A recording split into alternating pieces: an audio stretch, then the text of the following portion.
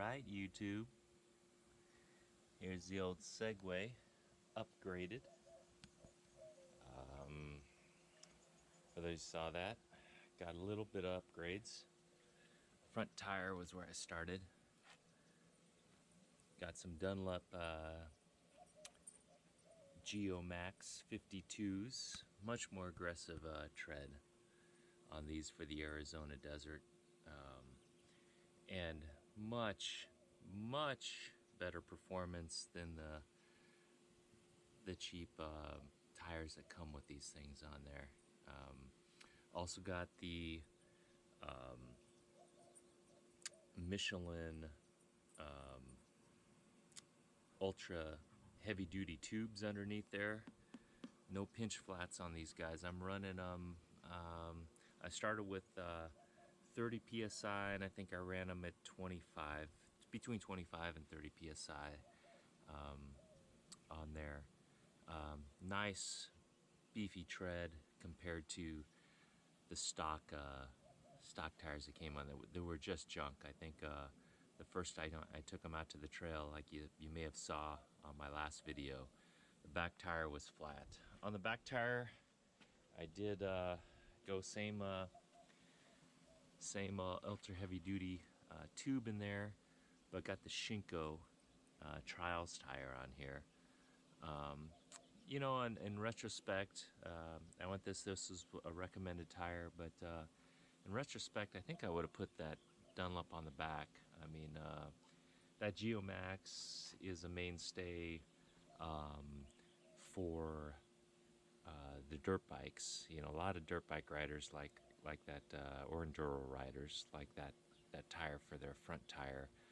But because these are unique wheel sizes, you could probably go out on the back. I probably should have got on the back, but if you look at this, I got about I only took it out for a 10-mile ride yesterday. Same trail. For those of you that know it, the 87th parallel. It's a trail that parallels the Highway 87 out there in Sugarloaf Mountain. It's a common trail for the dirt bikes, and I took it out there just because I can compare it to my dirt bike. But you could see I took the stock tires out there and just tore them up. But these barely even look, they still look new, still got the knobs on them. And I did go the 60 tooth, so I got the chain off right now. I went to Luna Cycle, got the 60 tooth sprocket. That's another upgrade back there. Took the chain off just because Luna Cycle gives you like 4 extra links with an extra master link. Don't really like that. Look, it was a little hokey, so I got another chain coming on that I'm going to put it on and get it a little more robust setup with my chain, especially riding dirt bike trails. You know, getting into it. But man, you may have seen some of my other videos. It was a little disappointing with this bike, but the 60 tooth, different animal, a lot more torque. Could pick that front tire up with ease. You know, I'm probably pinning it more on the straights, just holding it wide open now. But you'll see it. The same trail. It's a different bike. You know, hills aren't a problem with this thing. It's always accelerating. You know, and you can almost. I'm not going to say you're going to roost out of a turn, but well, maybe it's because of these tires. But you know, they're fighting for grip a little bit, but I was squirting out of turns pretty good out of the trail, and it was doing all right. The 62 did liven it up, of course. It took down a little bit of the top speed, quite a bit. I'll have to look at what my top speeds were, but you know, I think I was hitting 40 on the trail before. It's probably down in the 30s now, which for, you know what, for single track, that's fine. On tight single track, 25 miles an hour is what I usually do on my dirt bike average. So, you know, that's just fine because I was looking at this on tight trails to be a single track monster. But you know, the suspension's still holding up. You know, I tell you, I got a fat butt. I'm about 200 and probably with my uh, all my gear and my water supply, I'm probably pushing 215, 220, which is the spec limit for this bike. They say 220 is max capacity for it, but it's still hauling butt for me. I'm not a super strong rider, but you know, it's doing. I hear the suspension's not, you know, top of the line, but it's been doing good. Definitely not as plush as my Beta 300RR, but it's doing good.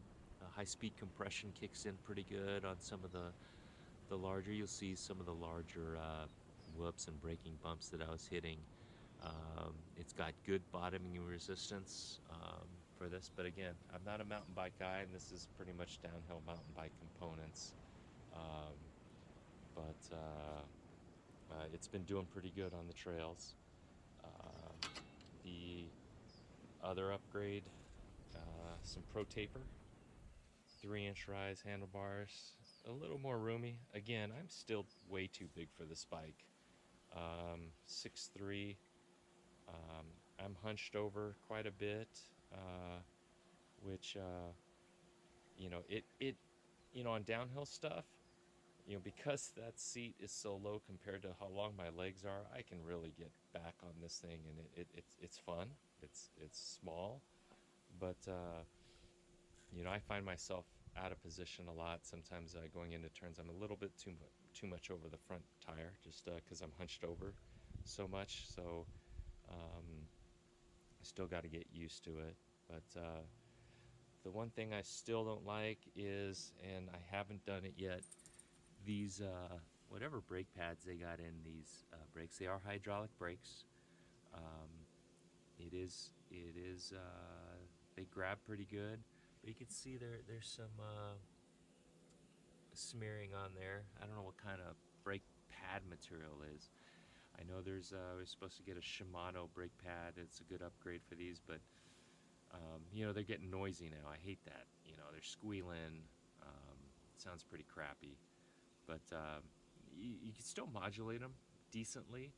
Um, but and I still got to get used to no foot brake.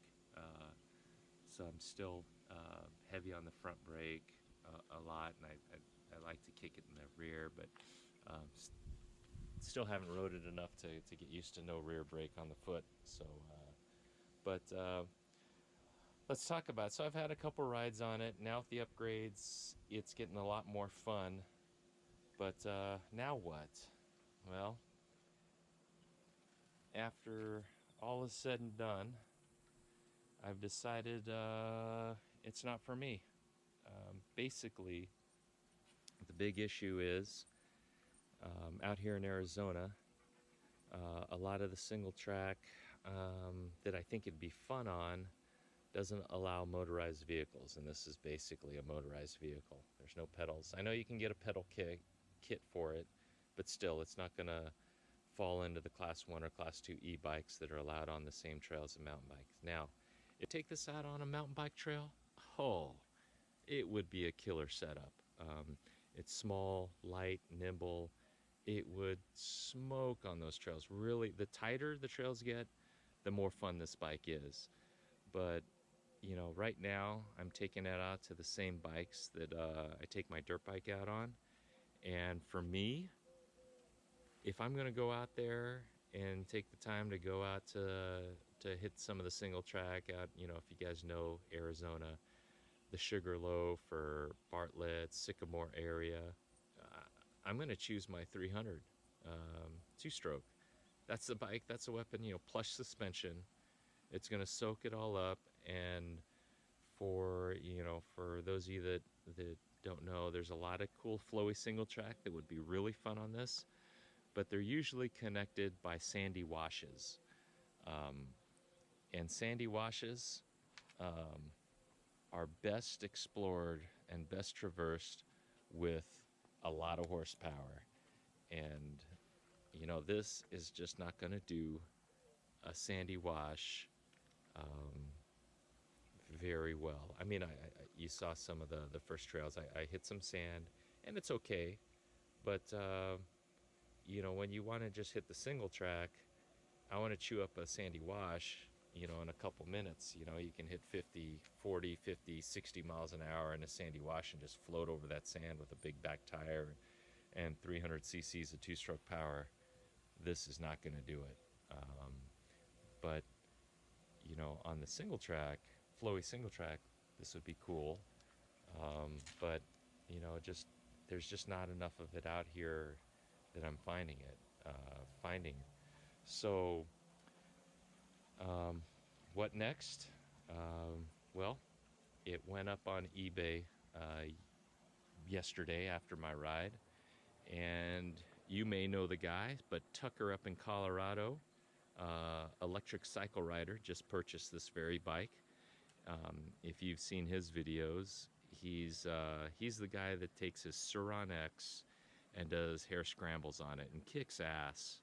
I think the only reason he doesn't do better is because the battery usually runs out on the last lap. But the guy has been comparing that Sur Ron to a lot of different things. So I'm gonna hand it off to him, and you should check out his channel because he's going to compare it to his this Segway to the Sur Ron X.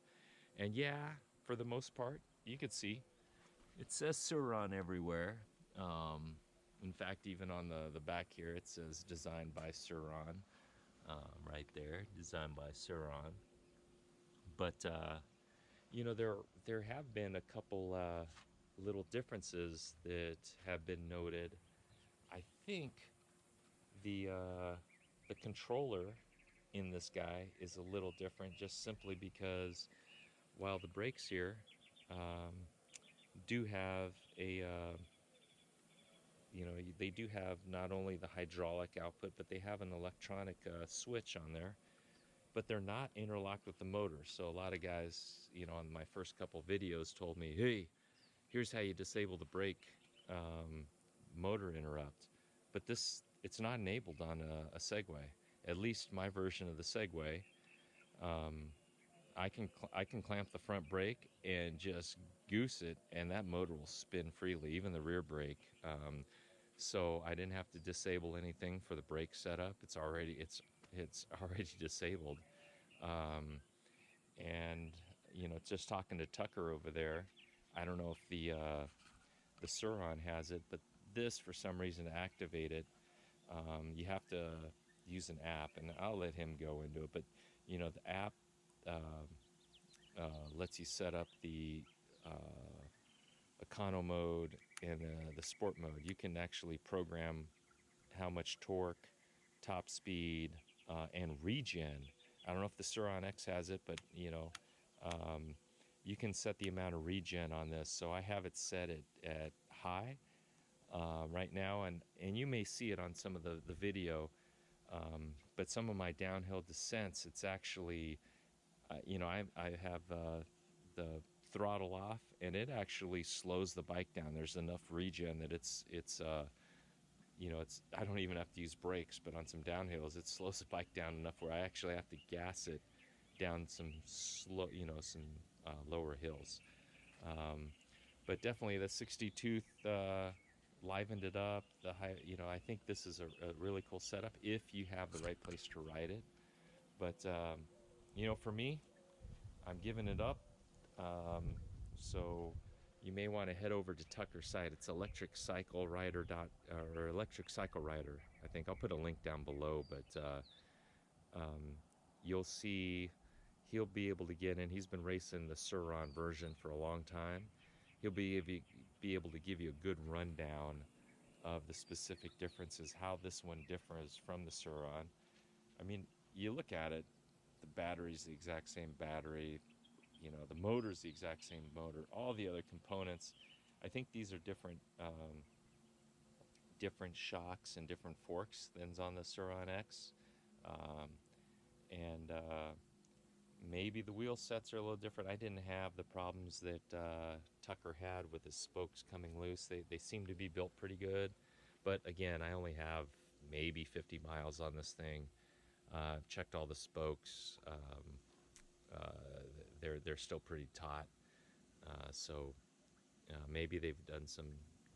It's probably the exact same. I'm sure it's the exact same wheel, but maybe they've done some QC over there, or I'm just not as aggressive rider as Tucker is. Tucker is amazing on these things. He can really keep up with a dirt bike um, on these things. I can sneak up on a dirt bike with them on maybe a beginner on a trail bike, but I encourage you to go over to his channel, check it out. I'm sort of excited to see what he finds on this. But it is leaving Arizona, heading up to Colorado for Tucker to check out and do a thorough review. So, at least for Arizona, at least for me, the Segway was not the answer. I'm going to keep my dirt bike, and I think I'm going to get a mountain bike because I really did buy this to get on some tighter single track trails. And for me, if out in Arizona, the only way to get on them is with a mountain bike. So I'm looking to get a mountain bike and go that way. And I'm getting older, so I probably should, you know, start pedaling anyway. So um, that's it for me.